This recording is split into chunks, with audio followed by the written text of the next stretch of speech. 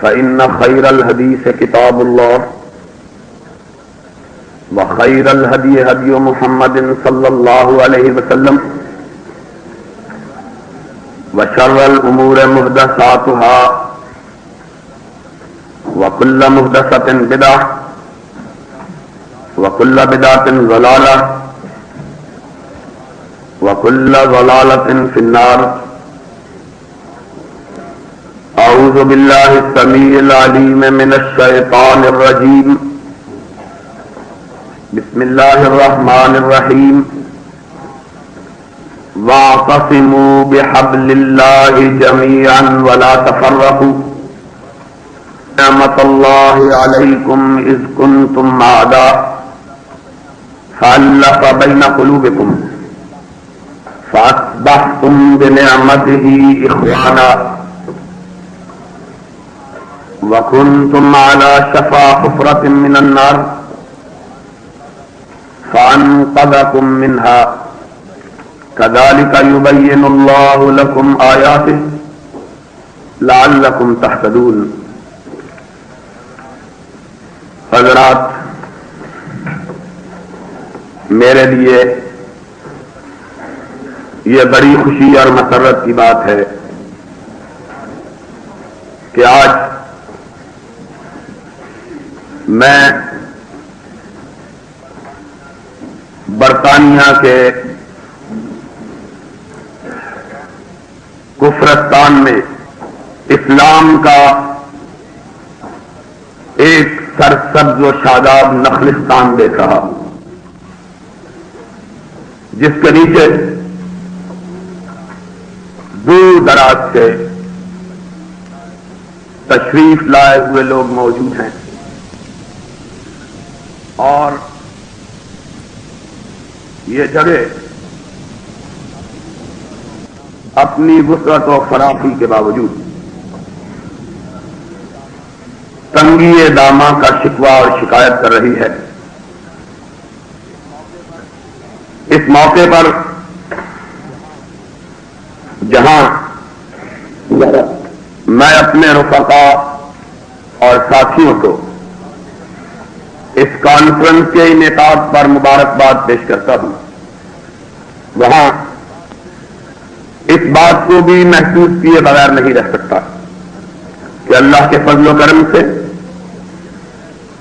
جمعیت اہل حدیث برطانیہ کی کوششیں ثمرآور ہو رہی ہیں اور آپ حضرات کا اخلاص، دین سے آپ کی محبت، سرور کائنات سے آپ کا پیار اور رحمت کائنات کی حدیث پاک سے آپ کی شائستگی اور فریفتگی آپ کے اس اجتماع سے نمایاں ہے کہ تین بڑے بڑے حالوں کے باوجود لوگ سمائے نہیں جا رہے. اس موقع پر میں پاکستان کے ایک ایسے باسی کی حیثیت سے جس کو اس ملک میں بسنے والے مسلمانوں سے بالعموم اور اہل حدیث حضرات سے بالخصوص ایک تعلق ہے، یہ بات محسوس کیے بغیر نہیں رہتا کہ یہاں سے آئے دن مختلف قسم کی ویسی ہی خبریں پاکستان میں پہنچتی رہتی ہیں جن کا ہم پاکستان میں آئے دن مشاہدہ کرتے رہتے ہیں. پاکستان میں بسنے والے لوگ یہ سمجھتے ہیں کہ انگلستان عقائد کے لحاظ سے کفر کا گہراوارہ ہونے کے باوجود فکری طور پر، سائنسی طور پر اتنا ترقی یافتہ ملک ہے کہ اس قسم کے ملک میں جانے والے لوگ ان چھوٹے چھوٹے مسائل پر آپس میں ایک دوسرے کے ساتھ الجھنے سے اجتناب کریں گے کہ اس ملک کے مسلمان باسی جو اجنبی ہیں ان کے اسلام پر، ان کی تہذیب پر، ان کی ثقافت پر برے اثرات مرتب ہوتے ہیں. لیکن افسوس کی بات ہے کہ ماحول پاکستان اور ہندوستان سے کچھ زیادہ مختلف نہیں ہے. وہی اختلافات، وہی جھگڑے، وہی تنازعات جو وہاں موجود ہیں. پاکستان سے کچھ لوگ ان کی گانٹھیں باندھ کے یہاں لاتے ہیں اور انہیں پھر برطانیہ میں بسنے والے مسلمانوں کے درمیان تقسیم کرتے ہیں. میں نے اسی بنیاد پر اپنی گفتگو کے لیے ایک ایسا عنوان منتخب کیا ہے جو شاید بہت سے لوگوں کے لیے کچھ اچنبے کا باعث ہوگا، لیکن میں سمجھتا ہوں کہ آج کے ساری کائنات کے مسلمانوں کی بالعموم اور دیار غیر میں بسنے والے مسلمانوں کی بالخصوص یہ بہت بڑی ضرورت ہے. اور وہ کیا ہے کہ ہم آپس میں اتفاق اور اتحاد کے ساتھ ہیں. اور مولانا محمود احمد قادری پوری نے ایک چھوٹے سے رکے کے پڑھنے کے ساتھ میرے اس خیال کو اور زیادہ مستحکم کیا کہ آج کی نشست میں میں اسی موضوع پر اپنے خیالات کا اظہار کروں.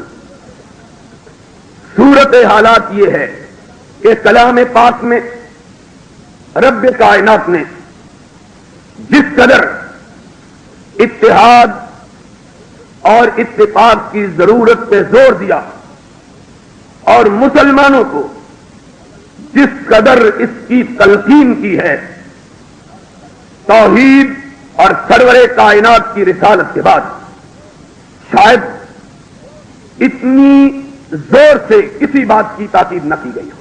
پھر متعدد مقامات پر اتحاد اور اتفاق کے منافی حرکات اور وحدت اسلامی کو پارا پارا کرنے والے خیالات کی بھی رب کائنات نے جس انداز سے مذمت فرمائی ہے، شاید دوسری کسی چیز کی کم ہی ایسی مذمت کی ہو. تعالی تنازعوا فتفشلوا وتذهب ريحكم. مسلمانوں آپس میں مت جھگڑو، اس سے تمہاری ساکھ اکھڑ جائے گی، تم کمزور پڑ جاؤ گے، تمہاری طاقتیں آپس میں ایک دوسرے سے الجھ کر ضائع ہو جائیں گی.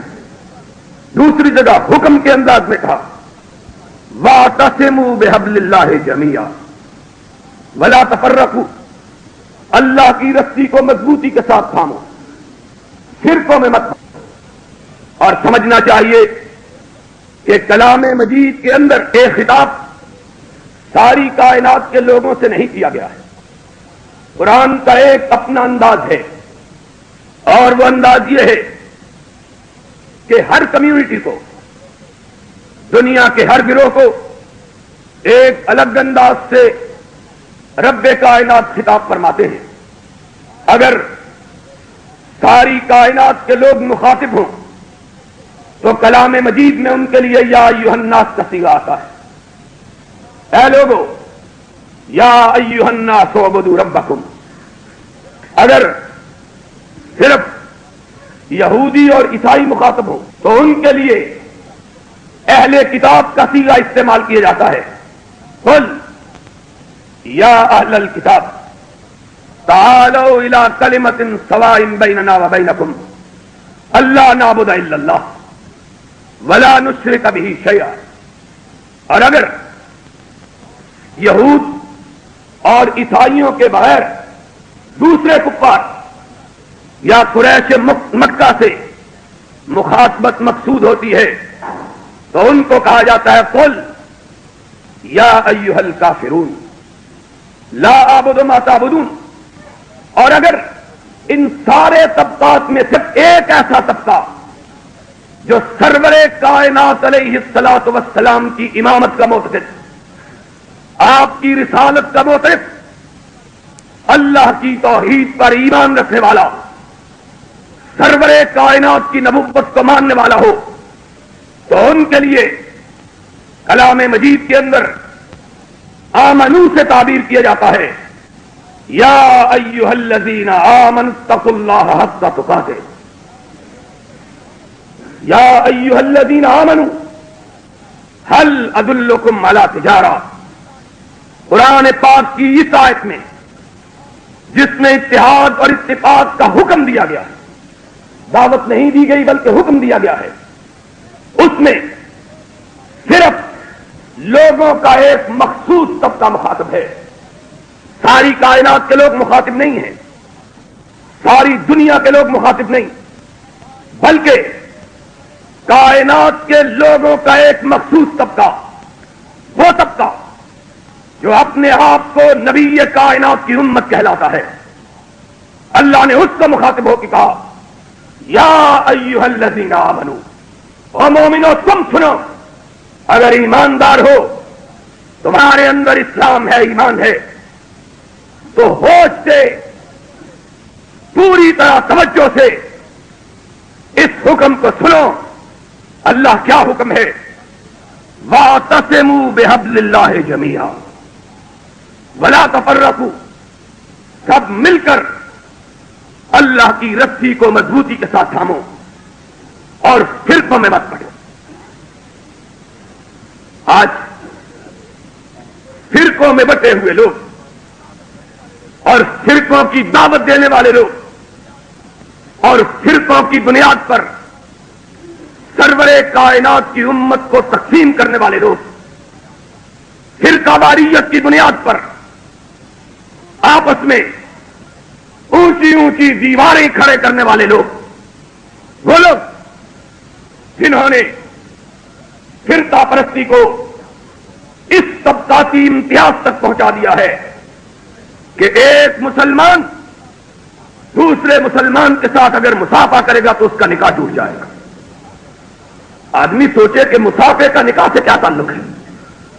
اگر مصافحہ کیا ہے تو بندے نے کیا ہے، طلاق اس کی بیوی کو ہو گئی ہے، اس بیچارے کا قصور کیا ہے؟ لیکن عقل، خرد کا نام جنو رکھ دیا، جنو کا خرد، جو چاہے آپ کا حسن کرشمہ ساز کرے۔ ایک طرف نبی کی محبت کے دعوے، اور میں کسی کی محبت میں شبہ کرنے کے لیے تیار نہیں۔ محبت یہ انسان کا اور اس کے رب کا تعلق، اس کا اور اس کے رب کا معاملہ، لیکن اگر ناراض نہ ہو وہ تو ایک بات پوچھوں، اگر نفس جبرائیل ہو تو کہوں، سن سکو تو ایک بات کا جواب تو دے دو کہ سرور کائنات کی محبت کا دعویٰ اور سرور کائنات کی مصلی کے امام سے نفرت، یہ عجیب بات ہے۔ دعویٰ نبی سے محبت کا، اور جو نبی کی مسلک پہ بیٹھتا ہے اس کے پیچھے نماز پڑھنے والا کافر، یہ محبت کا کون سا نہیں؟ ہم نے اسلام سے بھی پہلے جاہلیت کے دور کے لوگوں کی باتوں کو پڑھا، ان کے اشعار کو سنا، انہیں یاد کیا۔ ہم نے تو دیوانوں کے متعلق، اپنے آپ کو دیوانہ بھی کہتے ہیں اور بکار خیش فرزانے بھی ہیں، دیوانے بھی اور اپنے لیے بڑے ہوشیار بھی۔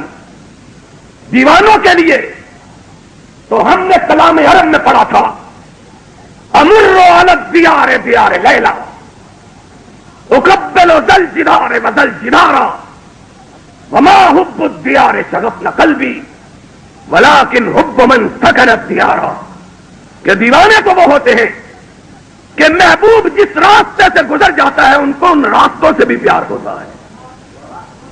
ہم نے تو دیوانگی کا یہ مفہوم سمجھا ہے، اور تم نے ان راستوں سے پیار کرنا تو بڑی بات، جو ان راستوں کے مالک ہیں ان سے نفرت کرنا لوگوں کو سکھایا ہے۔ یہ محبت کی کون سی کتاب؟ ہمیں کتابوں کے اندر، نہ جاہلیت کی کتابوں کے اندر، نہ اسلام کی کتابوں کے اندر ہمیں تو یہ بات سمجھی، جاہلیت کے شاعر نے یہ کہا تھا، اور دور اسلام کے شاعر نے تو اس سے بھی آگے بات کہی. اس نے کہا حبیب نلا قلبی حبیب و حبیبی. اور دوست تو بڑی بات ہے، جس نے دوست کا چہرہ دیکھا مجھ کو اس سے بھی پیار ہے. اور اسی لیے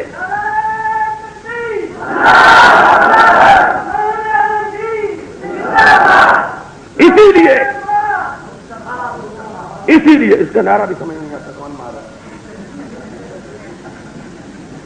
اسی لیے سن لو، ڈاکٹر بشار نے صدیق و فاروق کا نام دیا تھا.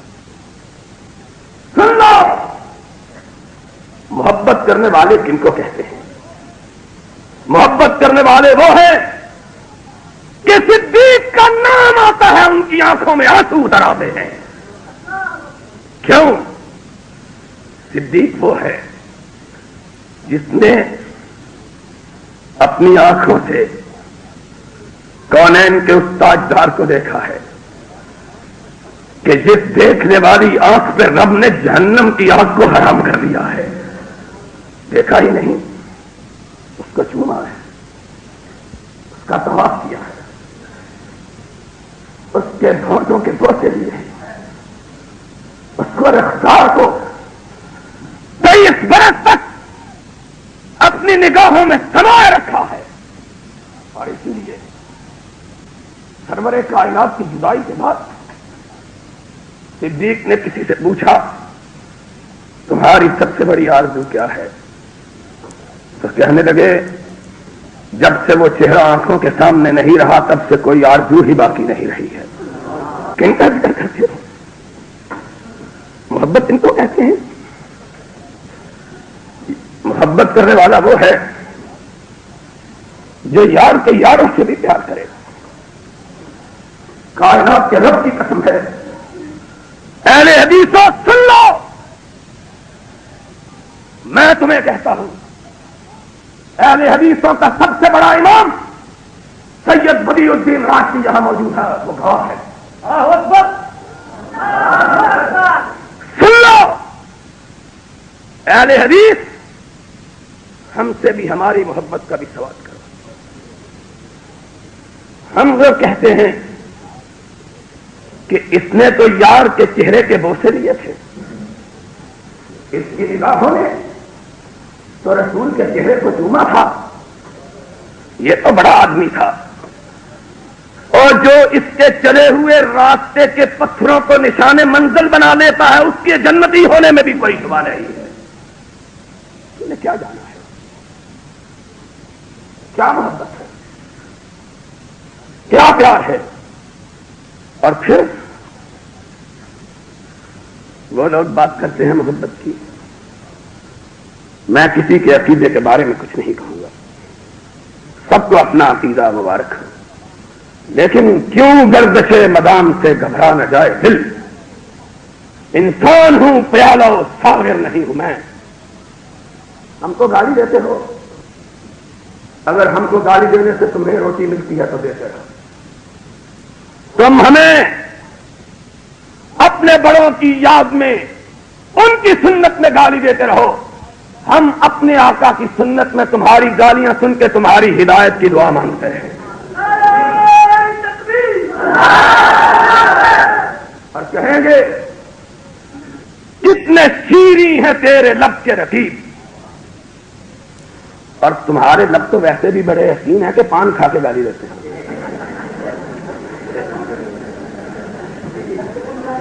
کتنے شیریں ہیں تیرے لب کے رقیب. گالیاں کھا کے بے مزہ نہ ہوا. کیوں بے مزہ ہوں؟ کس بات پہ بے مزہ ہوں؟ پیر صاحب مولانا محمود صاحب، میرے عالم رفقا ساتھیوں پروفیسر ساجد میر صاحب، سنو گالیاں، اس کے بغیر بھی ساری دنیا کو میری آواز پہنچ رہی ہے. گالیاں ان کا کیا ہے؟ مولانا محمود صاحب نے مجھے فون کیا، بڑی گالیاں دی ہیں. میں نے کہا خوش نہیں ہوتے؟ کہنے لگے گالیوں پہ بھی خوش ہو. میں نے کہا ذرا سوچو کہ تمہیں گالیاں دے کر اس صف میں کھڑا کر دیا ہے جو محمد کے غلاموں کی صف ہے.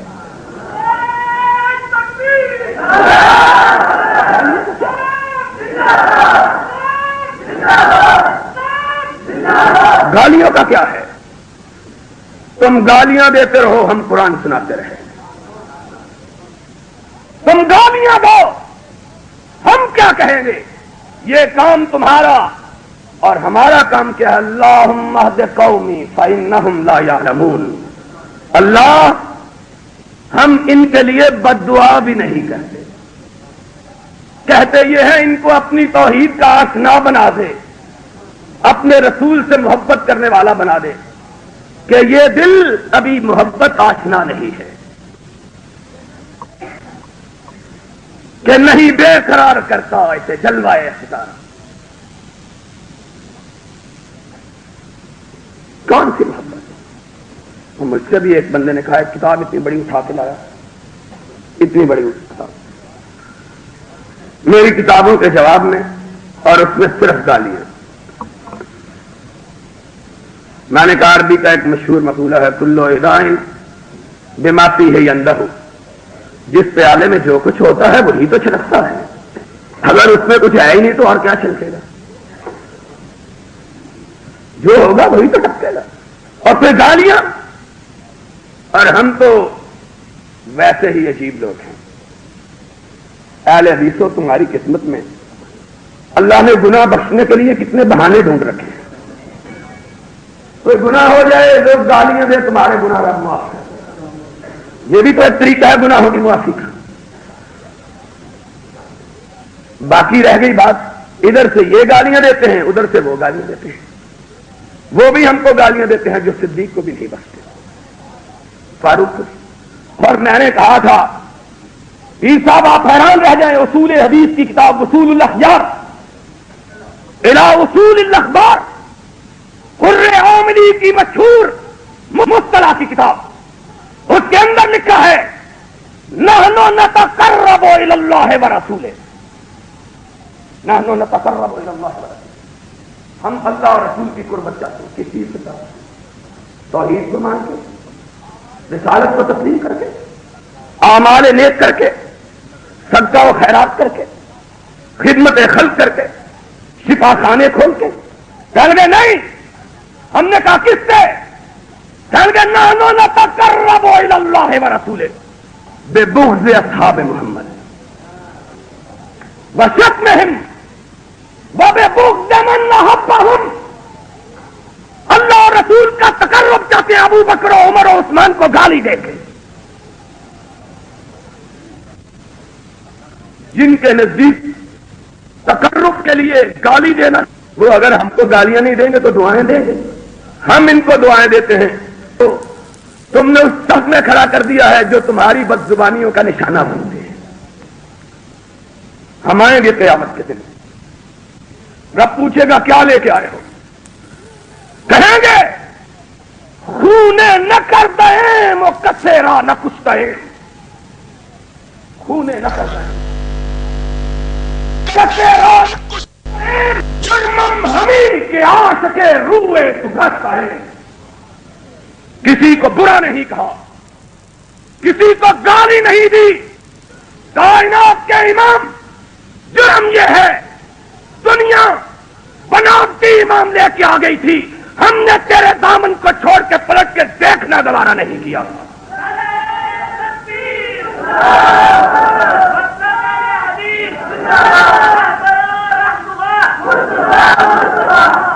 خونے نہ کر دیں، کسیرا نہ کچھ دیں. کیا کوئی بتلائے کہ ہم نے کسی کو گالی ہماری جرت میں نہیں ہے. اس لیے نہیں ہے کہ ہمارے آقا نے نہیں سکھایا، وگرنہ کوئی گالی دینا بڑا کوئی مشکل کام ہے. کیا ظلم کی بات ہے. محبت کے دعوے، لبوں پہ گالیاں، ہاتھ میں کفر کی قلم،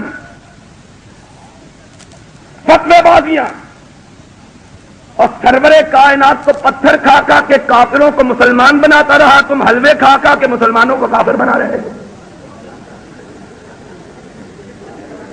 کیوں مولانا صاحب؟ مولانا محمد صاحب ٹھیک ہے. نبی طائف کے میدان میں مار کھائے کہ نہیں؟ پتھر کھائے کہ نہیں؟ جسم کو لہو لہان کیا کہ نہیں؟ کعبے کے پاس میں سرور کائنات کو اتنا مارا گیا کہ نبی بے ہوش ہو کر گر پڑے. نبی کی بیٹی دوڑتی ہوئی آئی، بابا تجھ کو مارا ہے جس نے کبھی کسی کو گالی بھی نہیں دی ہے. انک لتحمل الکل وتنصر المظلوم وتعین علی نوائب الحق. بھٹکے ہوئوں کو راہ دکھانے والے، کمزوروں کے بوجھ کو خود اٹھانے والے،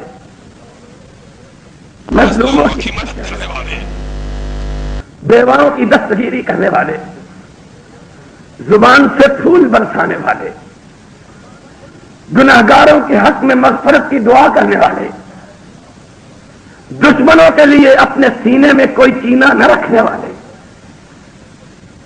بیگانوں کے خلاف کوئی تلخ بات نہ کہنے والے. تجھ کو بھی کوئی مارنے والا ہے؟ تجھ کو مارا ہے. میں جانوں جبریل آسمان سے اتر کے کہہ رہا ہوگا، محمد کی بیٹی تو نہیں جانتی تیرے بابا کا کتنا بڑا جرم ہے. تو کہتی ہے تیرے بابا کا کوئی قصور نہیں. تیرے بابا کا اس سے بڑا قصور اور کیا ہے کہ کائنات کو اس کے خود ساختہ خداؤں سے اٹھا کر ان کو رب کائنات کی روشنی دکھا رہا ہے. اس سے بڑا جرم کیا؟ اس لا تعداد خداؤں کے دور میں ایک خدا کے جھنڈے کو کائنات کی فضاؤں میں لہرا رہا ہے. اس سے بڑا جرم کیا ہے تیرے باپ کا؟ پھر مار کھائی، پھر ہوش میں آئے، پھر قوم کے پاس گئے، کہا قولوا لا الہ الا اللہ تفلحوا تملکوا العرب والعجم. ظالموں، تم تو مجھ کو راہ سے ہٹانے کی کوشش کرتا ہوں، میں تم کو رہنما بنانے کی کوشش کر رہا ہوں. فرق تو دیکھو. تم مجھے راستے کا پتھر بتلاؤ، میں تمہیں راستوں کا سنگ میل بنا رہا ہوں کہ آنے والی نسلیں آئیں، تم کو دیکھیں اور ساری کائنات کی روشنی جو ہے اپنے جلوں میں سمیٹ کے پوری کائنات کو تمہاری روشنی سے فائدہ پہنچے. میں تو تمہیں پوری کائنات کا امام بنا رہا ہوں، تم مجھے اپنے راستے کا پتھر سمجھ کے ہٹانا چاہ رہے ہیں. قولوا لا الہ. یہ نہیں کہا اللہ انہوں نے تیرے محبوب کو ستایا ہے تو ان کو برباد کر دے. کہہ سکتے تھے کہ نہیں؟ کہہ سکتے تھے؟ کہہ سکتے نہیں تھے. کہلوانے کے لیے آسمان سے فرشتہ بھی آ گیا تھا. کہو میں ان کو دونوں پہاڑیوں کے درمیان پیس کے راکھ کر دیتا ہوں. کیا کہا؟ میں انتقام لینے کے لیے تو نہیں بھیجا گیا. ما بعثت نقما بل بعثت رحمہ. میں منتقم بنا کے نہیں بھیجا گیا، رحمت للعالمین بنا کے بھیجا گیا. یہ اپنی بات کرتے رہے، میں اپنی بات کرتا ہوں. یہ مجھ کو دکھ پہنچائے، میں ان کو سکھ پہنچاؤں گا. اور روتے تھے. اور انتہائی کٹھن وقت میں تاریخی الفاظ آپ نے کہے، جبکہ زخموں سے جسم چھلنی ہو چکا ہے. فرشتہ سر پہ کھڑا ہے. زید حب رسول اللہ، رسول اللہ کی آغوش مبارک کے پاس بیٹھے کہہ رہا ہے کہو میں تو نابود کر دوں. مولوی ہوتا کہتا جہاں جہاں بھابھی نظر آئے اٹھا کے اس کو اوپر سے پھینکو، اور پھینکو بھی کسی سمندر کے اندر تاکہ لاش بھی نہ ملے. مولوی ہوتا تو یہ کہتا نا، کیوں کہ مولوی رحمت نہیں زحمت بنا کے بھیجا گیا ہے، اور رسول اللہ صلی اللہ علیہ وسلم زحمت نہیں رحمت بنا کے بھیجے گئے۔ اللہم اہد قومی، آئی ہو تو جاؤ رب کو کہو کہ رب کا محبوب مارنے والوں کے لیے جہنم نہیں مانگتا، ان کے لیے جنت کا سوال کرتا ہے، میرے ہاتھ میں ہدایت نہیں۔ مسئلہ تو صاف کر دیا، لڑتے ہم سے اسی بات پر، کہتے ہیں اختیار کوئی نہیں تھا، ہم کہتے ہیں اختیار کوئی نہیں تھا، ہم کہتے ہیں اختیار کوئی نہیں تھا۔ قرآن کہتا ہے، اور کس کے متعلق کہتا ہے؟ اختیار کی سلبی کی بات کس کے بارے میں کرتا ہے؟ رسول اللہ کے اپنے بیٹے کے بارے میں، انک لا تہدی من احببت ولکن اللہ یہدی من یشاء۔ تبلیغ تیرے ذمہ رکھی ہے، ہدایت تیرے ذمہ نہیں، جس کو تو چاہے ہدایت دے دے، تو نہیں ہدایت دے سکتا، ہدایت جس کو میں چاہوں میں دوں گا۔ ہم نے چچا کی بات کیوں کریں، خود اپنی بات کیوں نہ کریں؟ قرآن نام لے کے کہتا ہے قل قل، اے نبی تو کہہ، ان کو سنا، فتوے دیں گے تیری امت کے خلاف، لوگ قرآن سنائیں گے، اس کے مقابلے میں یہ صلاۃ و سلام بھیجیں گے۔ سلام کا معنی کیا ہے؟ کہ وادیوں پر درود بھیجو، یہ سلام، یہ صلاۃ و سلام ہے۔ ہم پہ درود جتنا بھی چاہے بھیجو، تم کو اکیلے ہی تو نہیں بھیج رہے، اور بھی بہت بھیجتے رہتے ہیں۔ ہمارا کیا ہے بھائی؟ قرآن کہتا قل لا املک لنفسی ضرا ولا نفعا، میں اپنے بارے میں بھی اختیار نہیں رکھتا، میں رسول اللہ اپنے بارے میں بھی اختیار نہیں رکھتا، میں نہیں رکھتا۔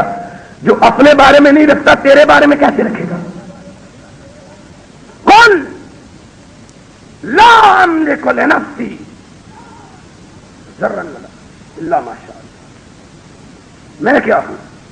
ما كنت بدعا من الرسل وما ادری ما يفعل بي ولا بكم، ما ادری ما يفعل بي ولا بكم ان اتبع الا ما يوحى الي۔ تمہارے بارے میں کیا کہوں، اور مجھ کو تو اپنے بارے میں بھی نہیں پتا کہ میرے ساتھ رب کیا سلوک کرے گا۔ قرآن تو اٹھاؤ، قرآن تو اٹھاؤ۔ اور پاکستان میں کہنے لگے اس کی کتاب پہ پابندی لگا دو، کیوں؟ اس میں قرآن کی آیتیں لکھی ہوئی ہیں۔ میں نے کہا پھر میری کتاب پہ کیوں پابندی لگواتے ہو؟ قرآن پر ہی پابندی لگوا دو، بات ہی ختم ہوتی۔ مولانا یاد صاحب نے بڑا عمدہ فکرہ کہا ہے، میں کہا کرتا ہوں کہ عربی کے بعد اگر دنیا کی کوئی بلیغ ترین زبان ہے تو پنجابی ہے، اور مجھے پنجابی نہیں آتی باوجود پنجاب میں پیدا ہونے کے باوجود، لیکن بڑا خوبصورت فکرہ کہا ہے۔ کہنے لے ٹھیک ہے قرآن سے پابندی لاؤ تاکہ جھگڑا ہی مکے، جھگڑے ختم ہو جائے۔ بات تو یہی ہے نا قرآن کی، ہم ترجمہ کرنے کے مجرم ہیں۔ اگر عربی سے اردو میں ترجمہ کرتے ہیں تب گناہگار، اور اگر ان کی عبارتوں کا اردو سے عربی میں ترجمہ کر دیا تب گناہگار۔ ہمیں بھی عجیب محبوب سے پالا پڑا ہے، نہ ادھر سے راضی ہوتا ہے نہ ادھر سے راضی ہوتا ہے، راضی ہوتا ہے تو مارگٹ تھیچر کے ملک میں ہی آ کے راضی ہوتا ہے۔ ہمیں نہیں سمجھ آتی کس بات سے راضی ہوتا ہے۔ اگر قرآن کا ترجمہ عربی سے اردو میں کرتے ہیں تب ناراض ہو جاتے ہیں، اگر ہم نے ان کی اردو کتابوں کا ترجمہ عربی زبان میں کر دیا ہے تب ناراض ہو جاتے ہیں۔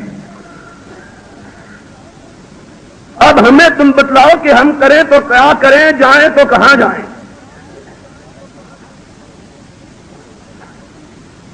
ہمیں بھی بتلاؤ، ظلم کی انتہا ہے۔ لوگوں رب کا رسول اس کائنات میں جلوہ گر ہوا.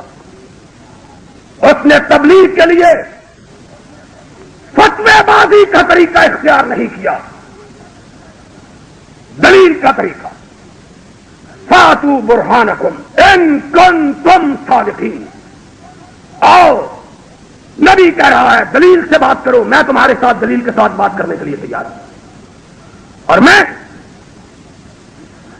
اللہ کے فضل و کرم سے جمعیت اہل حدیث برطانیہ کے اسٹیج سے آج اپنے علماء کی موجودگی میں امیر جمعیت مولانا فضل کریم سے آنے کے لیے بیٹھے تھے نقشے میں. کوئی پتہ نہیں. پاکستان میں جب ہماری تقریر ہوتی ہے صدر بھاگ جاتا ہے. ہم پوچھتے ہیں بھائی تمہیں کیا ہوا؟ کہنے لگا تو تو پکڑا جائے گا، ہم کو کیوں پکڑواتا ہے؟ یہاں انشاءاللہ کوئی پکڑے جانے گا. چلو یہ ٹھیک ہے. ویسے بھی ہمارا جو صدر ہے نا وہ بھی غیر ملکی ہے، پکڑنے کی نوبت آئے گی اتنی دیر میں ڈنمارک پہنچ چکا ہوگا. کوئی فکر کی بات نہیں ہے. امیر جمعیت بھی یہاں سے نہیں بھاگے گا. کیوں جی؟ اور ناظم اعلیٰ یہ تو پاکستان سے بھاگ کے یہاں آ گیا ہے، یہ بھی نہیں یہاں سے بھاگے گا. مولانا سہیب صاحب، مولانا خرم صاحب اور بہت بہت. سن لو، میں یہ بات اپنے اکابر علماء اور جمعیت اہل حدیث برطانیہ کے نمائندگان، ان کے عہدے داران کی موجودگی میں آپ حضرات کے سامنے رب کو گواہ بنا کے کہتا ہوں کہ ہم آج کا سورج ڈوبنے سے پہلے دنیا کے ہر اس شخص کے ساتھ جو اپنے آپ کو مسلمان کہلاتا ہے اور اتفاق کرنے کے لیے تیار ہیں، آؤ ہمارے ساتھ دلیل سے گفتگو کرو. دلیل وہ ہوگی جو رب نے اپنے قرآن میں بیان کی یا محمد نے اپنے فرمان میں بیان کی. آؤ اپنا مسلک تم لے کے آ جاؤ. اپنی دعوت ہم لے کے آ جاتے ہیں. جس کا ساتھ قرآن دے، محمد کا فرمان دے، وہ سچا. جس کا ساتھ رب کا قرآن اور محمد کا فرمان نہ دے، وہ اپنی بات کو چھوڑ دے.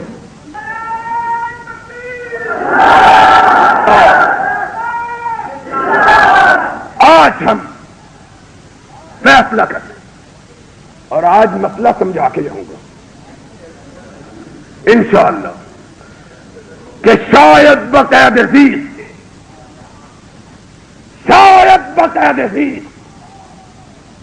یہ ساتھ نہ آ سکے. تم داستان شوق سنو اور سنائیں ہم. آج ذرا سن کے جاؤ اور اس سے سن کے جاؤ جو کبھی کبھی کان میں آ کے کہا کرتا ہے انا صخرۃ الوادی اذا ما دہمت واذا نطقت فاننی الجوزاء. آؤ اپنا مذہب تم اٹھا کے لاؤ، محمد کے فرامین ہم اٹھا کے لاتے ہیں. تم بھی لاؤ. کس کس کی مہر ہے لگی ہوئی، اور ہم بھی اپنا نامہ اعمال اٹھا کے لاتے ہیں. اور دیکھو کہ اس محضر پہ بھی کس کس کی مہر لگی ہوئی ہے. فیصلہ بس ایک نگاہ پہ ٹھہرا ہے، فیصلہ دل کا. آ جاؤ برطانیہ کی ٹھنڈی فضاؤں میں بیٹھ کر قیامت تک کے لیے مسئلے کو حل کر دیں. تم بھی آؤ، ہم بھی آئیں. جو مسئلہ کتاب و سنت کے خلاف ہمارا ہو، کعبے کے رب کی قسم ہے اس دن کے سورج کے ڈوبنے سے پہلے اس مسئلے کو چھوڑنے کے لیے تیار ہے. کیوں؟ جو بات قرآن میں نہیں، محمد کے فرمان میں نہیں، وہ اہل حدیث کا مسلک ہو سکتا ہی نہیں ہے. ہمارا مسلک نہیں ہے. کیوں؟ ہم نے نہ برادریوں کی نام پہ مذہب بنایا، ذرا سنتے جانا، نہ شہروں کی بنیاد پہ مسلک بنایا، نہ حجیتوں کی بنیاد پہ مسلک بنایا. فرقے کس کو کہتے ہیں؟ آج میں یہ بات بھی انشاءاللہ واضح کر کے جاؤں گا. کہتے ہیں اگر فرقہ بندی منع ہے تو تم نے اہل حدیث کا فرقہ کیوں بنایا ہوا؟ سوال پیدا ہوتا ہے لوگوں کے دل میں، بھائی تم نے پھر کیوں فرقہ بنایا؟ سن لو، یہ بھی جاہلوں کی بات ہے. ہمارے جاہل وائز بھی اس راہ میں بہ گئے کہ ہمارا مسلک، ہمارا فرقہ، ہمارا کوئی فرقہ نہیں. اہل حدیث کوئی جماعت نہیں، اہل حدیث کوئی فرقہ نہیں، اہل حدیث کوئی مسلک نہیں. اہل حدیث صرف اس تحریک کا نام ہے کہ کائنات کے شافعیوں، مالکیوں، حنبلیوں، حنفیوں، دوسرے لوگوں، ان سب اماموں کا احترام سرا ہوتا ہے، اور جو ان کے احترام میں فرق ڈالے اس کے ایمان میں شبہ ہے، اس کا اسلام نامکمل ہے. اور ابھی ڈاکٹر نے کہا تھا امام ابن تیمیہ اس نے کتاب لکھی ہے رفع الملام عن الائمۃ الاعلام کہ جو بھی اماموں کے بارے میں کوئی نازیبہ بات کہتا ہے اس کا ہمارے تحریک سے کوئی تعلق نہیں. کہتے ہیں ان سب کی محبتوں کو اپنے دلوں میں بساؤ، ان سب کا احترام کرو. کسی کے خلاف بات کہنا ہم گناہ سمجھتے ہیں، لیکن تاریخ یہ ہے ان میں سے ہر ایک کوئی بھی معصوم نہیں ہے. ان میں سے کوئی ایک بھی معصوم نہیں ہے. معصوم اگر کائنات میں اپنے بنایا ہے تو صرف آمینہ کے لال کو بنایا ہے.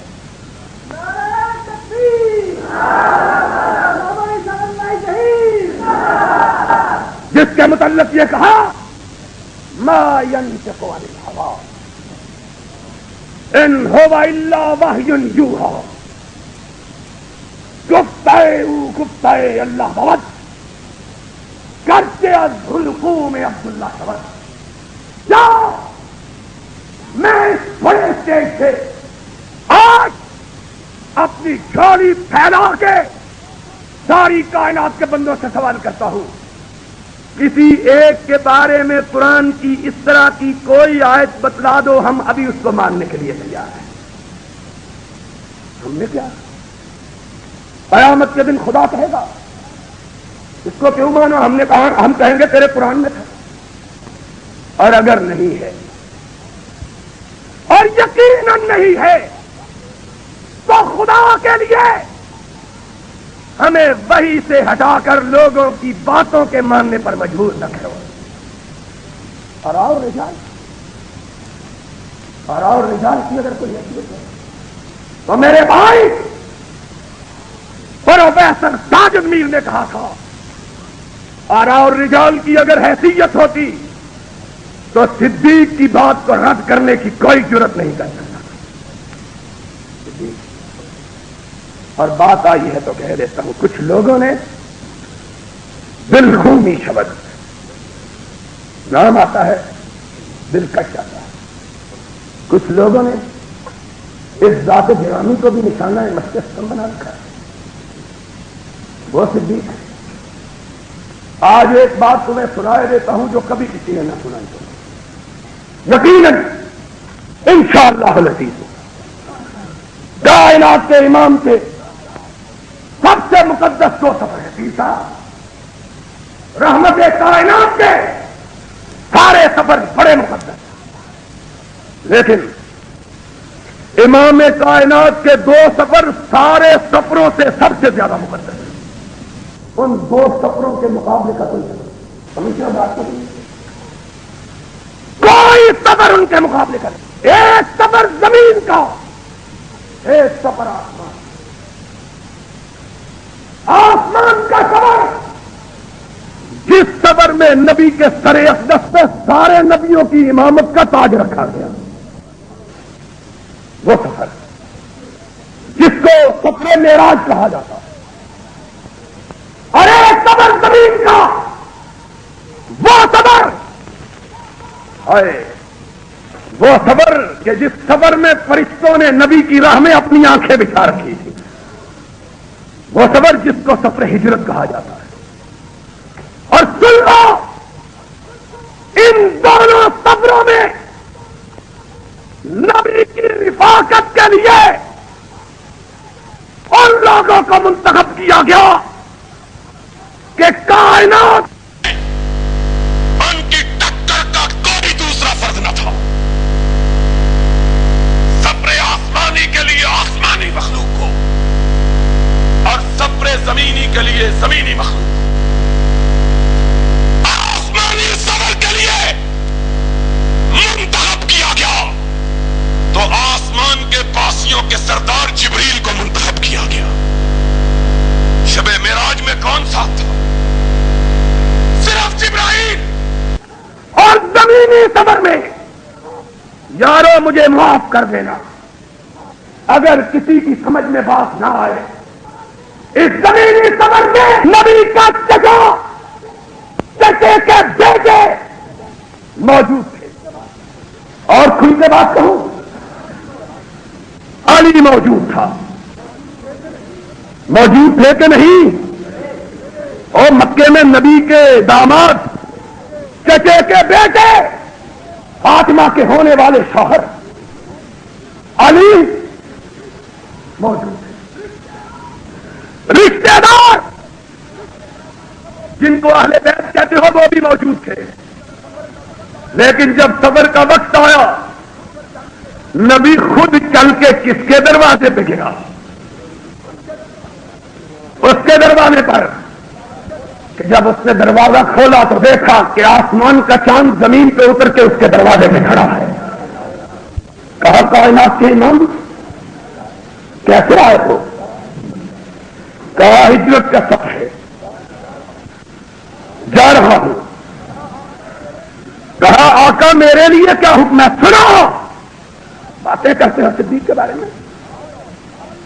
آ جاؤ ساری دنیا کے لوگ، کسی ایک کو مخاطب نہیں، روح سخن کسی کی طرف ہو تو روح سے آ، کوئی مخاطب نہیں، ساری دنیا کے فرقے آؤ، اپنے مذہبوں کو اٹھا کے لاؤ، جو قرآن کے نبی کے حدیث کے مطابق ہو وہ سارا کرو، جو مخالف کو چھوڑ دو، کل اتحاد ہو جائے۔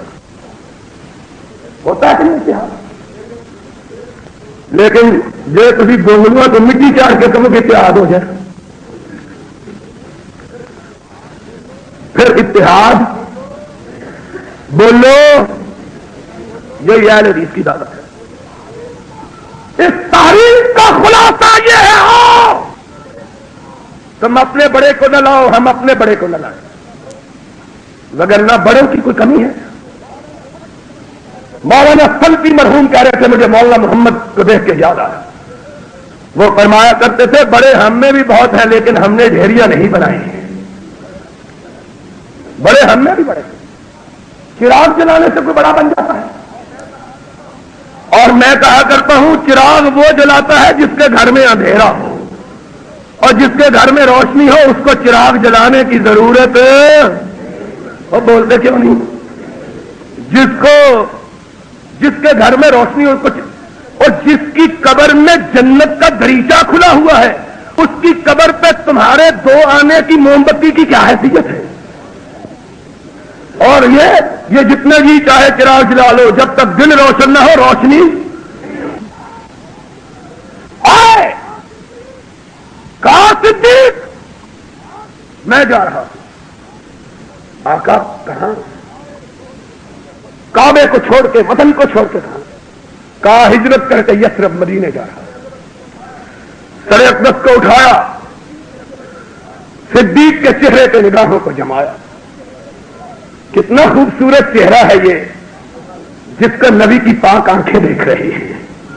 کتنا خوبصورت چہرہ، کتنا خوبصورت چہرہ، کتنا خوبصورت چہرہ اس کا کہ جس کے بارے میں کائنات کے امام نے کہا تھا کہ من احب الناس الیک یا رسول اللہ، قال صدیق، کائنات میں سب سے سے زیادہ محبوب مجھے کائنات کی ماں ام المومنین صدیقہ سے سب سے زیادہ پیار ہے.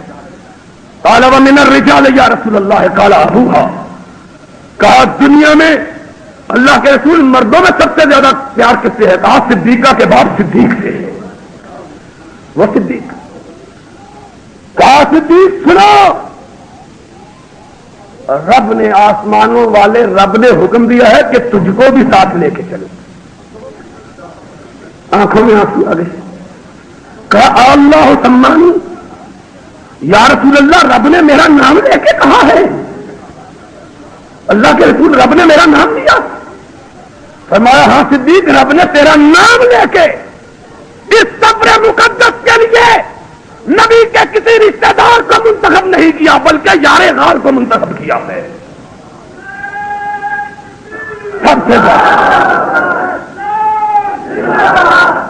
سب سے زیادہ مقدس سفر تو ان کو برا کہتے ہو. آ جاؤ تم بھی اپنا مسلک لے کے آ جاؤ. نبی کے غلاموں کو گالیاں دینے والوں تم بھی اپنا مسلک لے کے آ جاؤ. ہماری دعوت یہ نہیں ہے کہ مولا میر سیال کوٹی کی بات کو مانو. اگر ہم یہ کہیں تو جھوٹے ہیں. ہم یہ نہیں کہتے کہ امام عبد الجبار غزنوی کی بات کو مانو کہ امام تھا وہ امام کہ اس کے پاؤں میں ناسور ہو گیا. جراح کو بلایا گیا، کہا کاٹے بغیر چارہ نہیں. کہا پھر کاٹو. ہاتھ لگایا تو تڑپ اٹھے. کہا ہاتھ نہیں لگایا جاتا، کاٹوں گا کیسے؟ کہا ایک ہی ترکیب ہے. کہا کیا ترکیب ہے؟ کہہ لگے میں نماز کی نیت باندھتا ہوں، جب سجدے میں جاؤں تو کاٹ لینا. اور سجدے میں گئے، اس نے ناسور کو جڑ سے کاٹ کے پھینکا. امام صاحب نماز سے فارغ ہوئے، جراح کو ملامت کرنے لگے. کہنے لگے میں نے تو تم کو کہا تھا کہ نماز میں ناسور کھینچ لینا، تم نے کاٹا کیوں نہیں ہے؟ اس نے کہا امام میں نے تو کاٹ کے پھینک دیا. کہا رب کبریا کی قسم ہے، اس کی کبریائی کی اور اس کی محبت کی، جب میں اس کی بارگاہ میں سجدے میں گیا تو اس کے سوا مجھ کو کسی کا ہوش ہی نہیں رہا ہے. بزرگ مولا امیر کے بارے میں شیخ الاسلام امرتسری نے لکھا ہے کہ جب ان کو پتے کی تکلیف ہوئی، اس زمانے میں سیالکوٹ میں کوئی بڑا سرجن نہ تھا. امرتسر بہت بڑا مرکز تھا. سکھ خط لکھا میرے پاس آ جاؤ. اور شیخ الاسلام جیسا سکھا آدمی وہ اپنی اخبار میں لکھتے ہیں کہ مولا امیر آئے. ہندو سرجن کو بلایا گیا، کہا بیٹھو. کلورو فارم لایا گیا، سنگھانے لگے. مولا امیر نے پوچھا یہ کیا ہے؟ ہندو ڈاکٹر تھا. کہنے لگا یہ بے ہوشی کی دعا ہے، تمہارا آپریشن کرنا ہے، تمہیں دعا سنگھاتا ہوں تاکہ تم بے ہوش ہو جاؤ، تکلیف نہ ہو. کہنے لگے اس سے نیند ہو جاتی ہے؟ کہا اس سے نیند ہو جاتی ہے. کہا جب سے میں نے اپنے آقا کا فرمان پڑھا ہے کہ سوتے ہوئے سورہ ملک پڑھ کے سو، تب سے آج تک زندگی میں نے کبھی سورہ ملک کو سونے سے پہلے پڑھنا نہیں چھوڑا ہے. رک جاؤ، میں سورہ ملک کی تلاوت کر لوں پھر سنگھانا. اس نے سمجھا 2-3 شبد ہوں گے، جلدی سے فارغ ہو سنگھا. میں کہہ لیے انتظار. مولانا میر نے پڑھنا شروع کیا. اس نے 1 منٹ 2 منٹ کے بعد سوچا کہ یہ ختم ہونے میں نہیں آتی، سنگھا دیا. شیخ الاسلام امرتسری لکھتے ہیں ہائے اللہ، ابراہیم کا جسم بے ہوش ہو گیا لیکن زبان تب تک چلتی رہی جب تک سورہ ملک کی تلاوت مکمل نہیں کر رہی ہے. ہندو ڈاکٹر بول اٹھا کہ مولوی صاحب میرا یقین ہے کہ یہ مسلمان جب قیامت کے دن اٹھے گا تب بھی یہ قرآن پڑھتا ہوا اٹھے گا. بزرگوں کی بات کیا ہے؟ بزرگوں کی بات. ایک ایک بزرگ کی داستان بیان کرنے لگے. شام ہو جائے، رات گزر جائے، لیکن ہم ان ساری چیزوں کے بابت یہ نہیں کہتے کہ آؤ مولا میر کی بات مانو،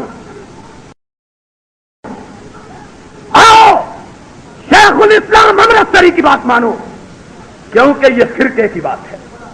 اور ہم نے قرآن میں پڑھا ہے کہ ولا تفرقوا، فرقوں میں تقسیم۔ ہم کیا کہتے ہیں؟ کہتے ہیں سب کا احترام سر آنکھوں پہ ماننا ہے تو یا رب کے قرآن کو مانو یا محمد کے فرمان کو مانو۔ کہ کیوں؟ تیرے بڑے پہ مجھ کو شبہ، میرے بڑے پہ تجھ کو شبہ۔ اب ماننا ہے تو اس کی بات کو مانو جس کی بڑائی کا تذکرہ آسمان والے نے قرآن میں کیا، ورفعنا لک ذکرک، ورفعنا لک ذکرک۔ اور قرآن نے یہی کہا، ان تنازعتم فی شیء فردوہ الی اللہ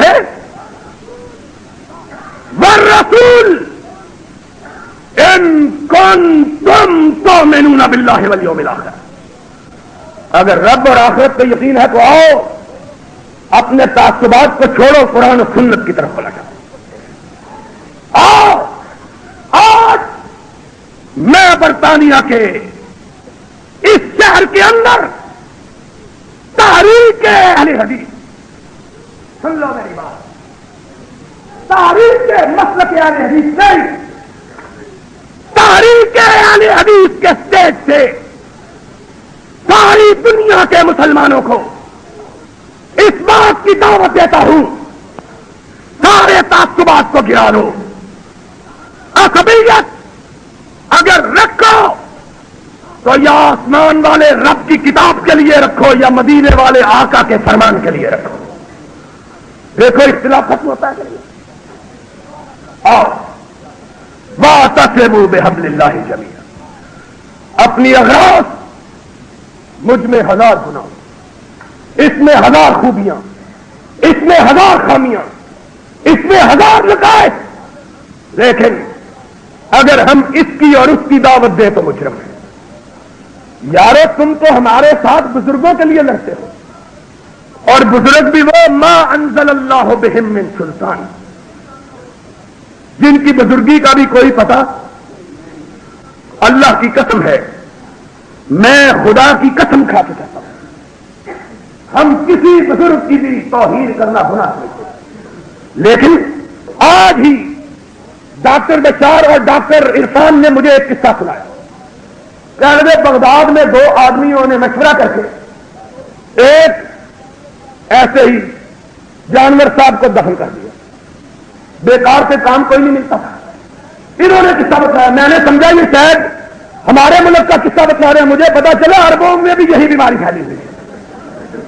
کہنے لگے دونوں نے اس جانور صاحب کو زندہ دفن کیا، کاروبار کوئی نہیں تھا، اللہ نے فضل کیا۔ اللہ نے فضل کیا نا، وہ جو حرام کی کمائی کماتی ہے وہ بھی اپنے دیوار پہ لکھتی ہے ھذا من فضل ربی، گھر کے اوپر یہی لکھتی ہے وہ، ھذا من فضل ربی۔ اب کام چل نکلا، 5-7 برس کے بعد لوگ بھول جاتے ہیں کہ یہ کون صاحب تھے۔ پھر جب کام بڑا ہو گیا، کچھ 10 سال بعد دونوں میں لڑائی ہو گئی۔ ایک نے کہا تم نے یہ کہا، اس نے کہا نہیں میں نے نہیں کہا۔ جب اس نے بڑا کہا نہیں، کہنے لگا بحق کے صاحب حاصل قبر، مجھے اس قبر والے امام کی قسم ہے تم نے یہ کہا۔ انہوں نے کہا تمہیں شرم نہیں ہوتی، آپ ہی ایسی دبیاں ہم تمہیں امام بنا لیا ہے۔ میرے اللہ بھی آپ ہی ایسی دبیا ہے، خدا کا خوف کر مینو بھی انہیں بھی قسم کو آنی چھوڑ۔ عجیب کوئی بزرگ ہم سے منوانے ہیں تو منواؤ بابا، ہم سارے بزرگوں کو ماننے کے لیے تھی، لیکن یہ کوڑے شاہ لسوڑی شاہ ہم نے کسی بزرگ کا نام نہیں سنا ہے۔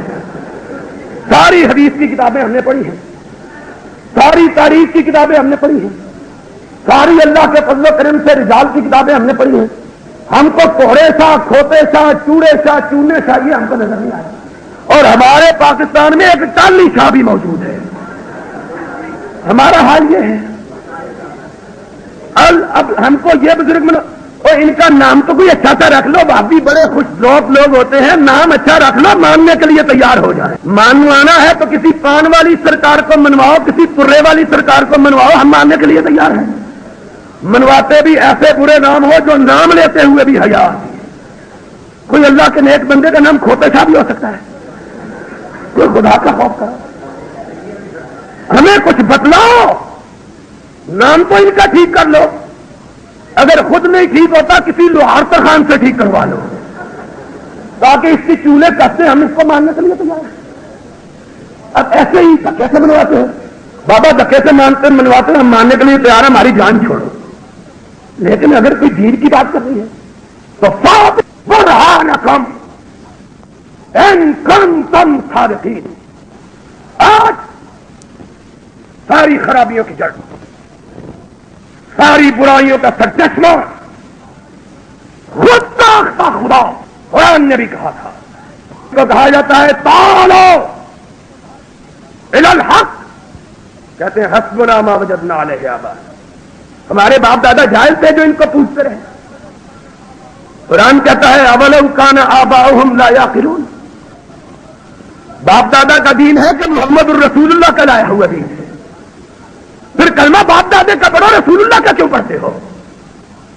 سن لو, جو آدمی کلمہ پڑھتا ہے اشہد ان لا الہ الا اللہ واشہد ان محمدن عبدہ ورسولہ, اس کے ایمان کا, اس کے کلمے کا تقاضا یہ ہے کہ جب بات کرے تو کہے الا اللہ کی بات کرو, رسول اللہ کی بات کرو. جن کا کلمہ پڑھا ہے ان کی دلیل پیش کرو. کلمہ ان کا پڑھا ہے, نام ان کا لیتے ہو, اندے کہیں کڑکڑ کہیں, یہ عجیب بات ہے. یا کلمہ بھی ان کا پڑھو تاکہ لوگوں کو پتا چل جائے کہ آمنو کے مخاطب تم نہیں ہو. اگر آمنو کے مخاطب ہو تو واعتصموا بحبل اللہ جمیعا ولا تفرقوا واذکروا نعمت اللہ علیکم اذ کنتم اعداء فألف بین قلوبکم فاصبحتم بنعمتہ اخوانا وکنتم علی شفا حفرۃ من النار فانقذکم منہا لکم آیات لعلکم تہتدون. اگر خدا رسول کو ماننے والے تو آؤ, اللہ کے جھنڈے کے نیچے اکٹھے ہو جاؤ, رسول اللہ کے جھنڈے کے نیچے اکٹھے ہو جاؤ. قرآن و سنت اپنا رہنما, اپنا معیار اور اپنے مسلکوں کے لیے کٹوتی قرار دو. گالیاں, فتوے بازیاں, تہمت ترازیاں, الزام تراشیاں, ان سے لوگوں کے دلوں میں نفرتوں کا بیج تو بویا جا سکتا ہے, اسلام کے پودے کی آبیاری نہیں کی جا سکتی. اور ہماری دعوت اس اہل حدیث کانفرنس کے انعقاد کا مقصد ہے وہی صرف یہ ہے تجدید عہد کی دعوت دیتے اور ان کو ان کی بھولی ہوئی یاد زندہ کروا کے یہ کہتے ہیں آؤ اپنے اپنے احترامات کو باقی رکھتے ہوئے دین سمجھ کر اختیار کرنا ہے. یا رب کے قرآن کو کرو یا محمد کے فرمان کو کرو. انشاءاللہ قیامت کے دن اگر دونوں ہاتھوں میں یہ دونوں چیزیں ہوں گی, دنیا کی کوئی طاقت تمہیں رحمت کائنات کی معیت میں جنت الفردوس کے داخلے سے نہیں روک سکتی. وآخر دعوانا ان الحمدللہ رب العالمین.